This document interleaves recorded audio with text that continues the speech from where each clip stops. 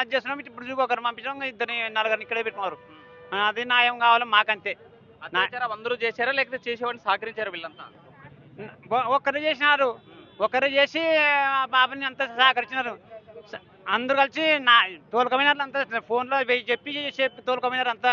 ఇది వారం నుంచి ఎట్లా మా సంసారం చేసుకుంటే ఎట్లా అప్పటి ఇప్పుడు దొరకని అంటే కసరి కానీ చెట్ల ఉంటే లాక్కొనట్టే పోయి అంతా ఏమేమి చేసి ఆ పార్టీ ఇప్పుడు కానీ తిక్క చేస్తుంది.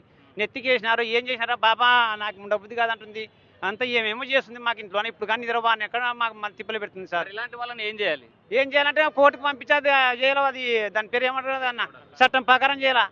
అది న్యాయం చేయాలి మాకంతే, అదొకటే. మీరు చెప్పండి సార్, పోక్సో కింద ఒకరు అత్యాచారం చేస్తే సహకరించినటువంటి మరో నలుగురు పైన ఎలాంటి సెక్షన్స్ వర్తిస్తాయి?